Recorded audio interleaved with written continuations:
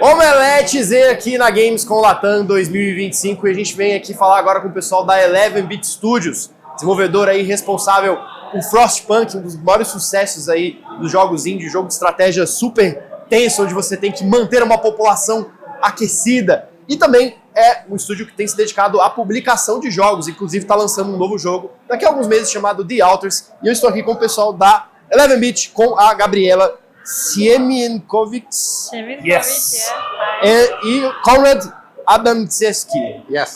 Yes, perfect. Thank you so much for your time. Thank you so much for being here. Welcome to Brazil. Welcome to Games com Latam.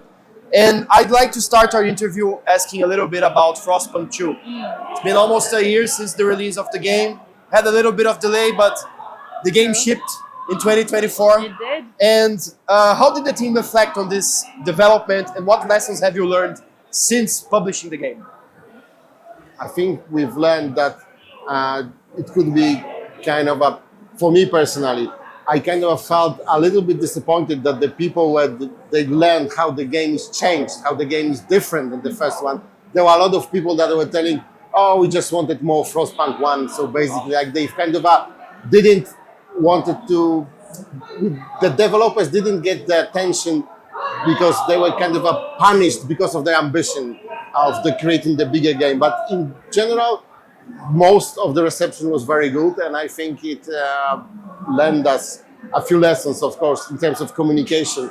But the most important thing is that the game have its kind of a crowd already that is interested in the game, and there's a lot of new things coming out because on May 8th, actually, the new first free major content update is coming out for Frostpunk 2. And then we have console version of Frostpunk 2 in summer, and then we have 3 DLCs coming. So kind of a Frostpunk 2 is still kind of an unwinding story for us. Yeah, we are not slowing down, that's for sure. And well, we've been having from the past, I believe since the past 5 years, the studio hasn't stopped. We've been releasing content and new games on a very fast pace. Just had Frostpunk 2 last year, and now we have The Alters coming in a few months. So how does the studio get to manage to keep this constant flux of releasing new games, even in a time where developing and releasing games seem to be increasingly difficult? Well, really, if you look at the past couple of years, as you said, in 2023, we've just released The Invincible by Star Wars Industries. And then in 2024, we released Frostpunk and a couple of titles that we published, like The Thaumaturge, Indica, Creatures of Ava, and Frostpunk 2. So you're right that we are keeping up the pace, we are not slowing down. And how we manage that is that the company is now around 300 people strong for a while now. But what works best for us is creating those smaller dev teams that work and focus on one particular IP simultaneously. So we have a team for The Alters, roughly I would say 50-ish people. Frostpunk 2 had a team of around 80 people. Then now we are slowly, we just teased Frostpunk 1886, so we are slowly building up the team for that as well. We may have something else we've been working on. And we also have the external development team that is looking for and helping us publish titles from developers from outside of the studio. So for us, we feel like this is the best construct that seems to work for us. We can focus our attention on a couple of titles at the same time, and then our team, marketing and communications team, just has to help promote all of them at the same time. To give a bit more background on that, because after the success of the first Frostpunk, we've kind of wondering what's next for the company. And one idea was to kind of make one big dev team and make one big project. But at the same time, you could kind of put 6 years into making a game, and it's still a risk because all the company is depending on the one game. So we decided to go another way, and we decided to have smaller teams. So we kind of choose people who can pitch their ideas for the games, and we choose the ideas. One of those ideas was The Alters. So we've kind of choose to have smaller teams and be able to develop 2 or 3 projects simultaneously, so not to be dependent on the one game basically and the success of one game. And what can you tell us? Can you tell us a little bit more about The Alters, since it's the upcoming release? We just seen it recently on Feature Games show live here at Gamescom Latam. Yeah. Well, it's really close to launch, so can you tell us a little bit more about the game? Sure. And The Alters is a game that we've been developing for like roughly 5 years already. I'm so excited. We are like this close from releasing the game, June 13th, which is Friday the 13th, but we are not superstitious, so we should be fine. But the game is like quite a unique blend of action, survival, base building elements, as well as something we like to call emotional management. And really like the game has this tagline called "Survival has never been so personal," and I think it's perfect because it asks these questions of what if? What if you made completely different choices in your life? Would you still be having this interview, right? Would we be here? Would we be different people? And this is exactly what the game tackles as like this metaphorical, philosophical question. The main character, called Jandolski, is stuck on a hostile planet, completely alone for reasons you can find out playing the demo, for example. See what I did there? But overall, he is stuck all alone, but doesn't have skills to survive by himself. The base is not in the great shape. He has to move the base, otherwise the scorching sun of this hostile planet is going to kill him. So forced to try and figure it out, he actually finds the element on this planet called Rapidium. And this allows him to see into something we call in-game a tree of life, where he basically sees all of his past big choices and how did they affect his timeline, so to speak. And looking at those decisions, should he make a different decision, it would create a completely different version of him. Perhaps somebody that is a scientist. Our main character dropped out of university, but there is an alternative version of him that didn't and became a scientist. So really, the game then, using like a quantum computer mechanics and a lot of sci-fi elements, allows the main character to create alternative versions of himself to help him survive on this planet. But the real question is how is he able to manage those different versions of him? They have a lot in common, right? They have the same memories up until a certain point in time. But after that, these are completely different people. Why should they listen to him? Why should you be in charge? Maybe they should be in charge. How do you manage trying to convince them to help you work together and escape this hostile planet when maybe this is actually not something they want to do? So all of those various elements make this survival aspect of this game so personal. And when you add to it the resource management and base building elements, you have a game that is probably very stressful in balancing everything together, but also, we hope, very emotionally driven, and a game that will make you think and maybe question your own life choices. It's awesome. And I love the term emotional management used, because I think that it speaks so much about 11-bit Studios games, because in most Frostpunk games, you have this very strong aspect of emotional management with, like, you have this city that you have to keep people warm, and eventually you have to make tough choices that somebody is going to be affected negatively by that, and then you have to manage the uprisings and so much. So why do you think that what compels the studio to tackle these things and make games where the characters are forced to live in these harsh environments and they have to make tough decisions? Okay, so after the success of This War of Mine in 2014, because we knew that the project was a risk, but back then kind of people assumed the war game will be kind of you are a soldier, you have machine gun and you're shooting people. Basically, that was the perception of the war games. So the project was a risk, but even before launch, when we came with the game to the trade shows, and some journalists were seeing it, and they started to be interesting. So we felt that it might be a thing, and it proved to be a thing after the game launched. So it kind of showed us that the artistic vision, kind of a bold artistic vision of taking up on kind of uneasy topics and kind of tough-provoking ideas, could be combined with the commercial success, basically. And it showed us that we want to do a path. So some folks at the company told themselves, okay, we want to do those type of games, not necessarily about war, especially continuing, but those type of games that make you think about something or make you reflect about something. And we've kind of called them a meaningful entertainment, or kind of games you can relate to. And basically, this were of my paved kind of a way for 11-bit studios to embrace that kind of idea of those meaningful games.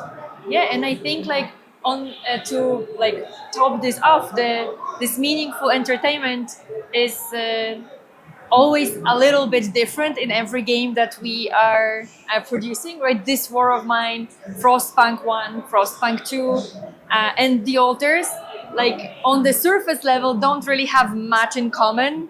One is a sci-fi action survival, one is a city survival strategy or a grand strategy. And this War of Mine seemingly has nothing in common with The Alters, but actually, if you go a little bit deeper, this meaningfulness, or like we like to call it, relatability, is actually pretty similar. Because at the end of the day, when you finish the game, but it kind of stays with you and maybe makes you feel something, not necessarily something good with our games, probably something happy or a little bit gloomy, or makes you question something or rethink some ideas you had about the world, then we know we succeeded, and then you can see this link that those games have in between each other. Awesome. And just last week, the studio announced Frostpunk 1886, an enhanced remake of the original game. What can you tell us about it? Very early, just announced, but what can you tell us about it? Well, the first thing I will say is that from our perspective, we'll leave it to the players, of course. It's not technically a remake. The way we see it right now and communicated it, because as you said, we just released a teaser. There is, however, a game card on Steam, so you can wishlist it already, and please do. But Frostpunk 1886 has this title right now for a reason. This is the year where the Great Storm happened, so it's really like the beginning of the Frostpunk franchise. And right now, I think we can say that like 70% of the game will be just Frostpunk 1 in Unreal Engine. So we are bringing Frostpunk to Unreal Engine while respecting the legacy of what Frostpunk is. And this additional 30% is all the new things we want to include in the game. The first game was done on an in-house Liquid engine, which had a lot of limitations. We couldn't do mod support that community requested. We couldn't really develop the game or expand the game in ways we were thinking about back then. And now with Frostpunk 1886 and bringing it to Unreal Engine, we finally can. We already announced that mod support will be available, which I'm so happy about, and I'm happy to see the community being excited about it. And another thing is that Frostpunk 1 had two main purpose paths. One was called Faith and one was called The Order, and I'm so sure that fans of Frostpunk know exactly what I'm talking about. And in Frostpunk 1886, we are adding a completely new, brand new purpose path, which means new buildings, laws, events, and mechanics. So not to go too much into details and like trying to cut it short, we hope that the community will see that this allows us to bring Frostpunk into like a new level, expand it with new content. In the future, this could also mean new DLCs. And with Frostpunk 2 still actively in development and our focus can now be divided, we mentioned those smaller teams in-house, which allows us to focus on projects simultaneously. So it by no means means that Frostpunk 2 is not going to be developed further. It will. The whole roadmap shows like all the steps we have ahead. But while that happens and we develop our grand strategy, Frostpunk 1886, this city survival strategy that we are currently working on, can simultaneously expand and explore, which we are super excited about. So yeah, it will be kind of a one IP, but two different titles to some degree, so that can appeal to a different crowd. Because people who liked Frostpunk 1 aren't exactly the same people who like Frostpunk 2. So some people are more into 2, some people want more into the first one. So we kind of hopefully we'll be able to please the both crowds. That's awesome. I'd like to move a little bit to the publishing side of 11-bit studios. Over the years, you have worked with several partners across the globe. So what are the challenges in finding these games from all around the world and helping these developers get their games on the market? Yeah, basically we kind of are pretty picky publishers, so we look through a lot of games. I could tell you that in 2022, our scouting guys looked throughout 500 pitches of the games, and we signed one of them. So kind of there's a lot of things that we need to pass on, basically. So it's not so easy to find that titles that kind of match our expectations. But yeah, like you said, we've worked with for Children of Morta, for example, we've worked with the team that was half in US and half in Iran. Digital Sun, the people behind Moonlighter are from Spain. And for example, the Death Howl, our new offering from the publishing division, which is a Souls-like deck builder game, is made by 3 guys from Denmark. And the other projects that we already have kind of unannounced yet, but they are also kind of from different parts of the world. So we kind of what is interesting that I think that some developers that have already learned that what we want to achieve and what we're looking for, and they've kind of tailored the pitches to kind of mean more appealing for us, basically. So yeah, it's a challenge to find those games. But at the same time, there are so many games that are coming out. There's so many people in every part of the globe are making games. So it's very interesting that you can find games that have kind of a different artistic value than because I think artistic kind of a sense would be a bit of different in Europe, a bit of different here in Brazil, and a bit of different in States. So there's no point kind of mimicking the state games from US. So it's point to kind of find something that will be unique and kind of fit our theme of relatable games. Yeah. Awesome. And to wrap it up, what advice would you give to aspiring game developers? Oh, that is a loaded question, but very important. I feel like from my side, if I could give one advice, is do not follow trends. Don't see that like, oh, right now roguelites are super popular, so let me do a roguelite. Or, oh, I feel like point and clicks are back in style, let me do a point and click. Don't think about it. Like, there are so many insanely creative games that were created by one person, for example. The recent titles like Balatro or Stardew Valley, right? They all started from like a vision or like an idea.